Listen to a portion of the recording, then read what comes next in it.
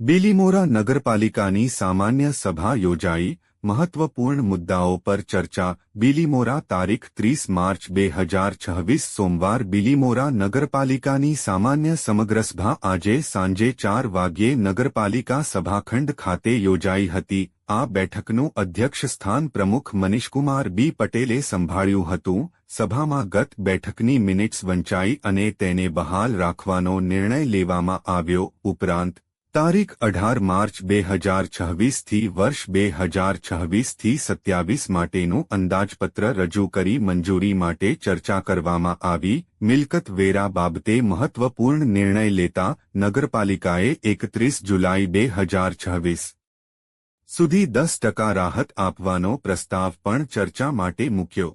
સ્વર્ણિમ જયંતી મુખ્યમંત્રી શહેરી વિકાસ યોજના 2026થી 27 અંતર્ગત અગાઉ પ્રમુખશ્રીને આપવામાં આવેલી સત્તા મુજબ નક્કી કરાયેલા વિકાસ કામોને સભામાં જાણમાં લઈ બહાલ રાખવામાં આવ્યા. આ ઉપરાંત નગરપાલિકાના નિવૃત્ત કર્મચારીઓ, સફાઈ કામદાર, ક્લાર્ક અને પટાવાળાને ચૂકવાયેલ પેન્શન અને ગ્રેજ્યુઇટીની વિગતો સભામાં રજૂ કરી નોંધ લેવામાં આવી. અંતમાં અધ્યક્ષ સ્થાનેથી અન્ય જરૂરી મુદ્દાઓ પણ રજૂ કરી યોગ્ય કાર્યવાહી કરવાની ચર્ચા કરવામાં આવી. સાથે જ વિપક્ષના સભ્યો દ્વારા શહેરના વિવિધ પ્રશ્નો અને વિકાસ કામોને લઈને અનેક રજૂઆતો કરવામાં આવી.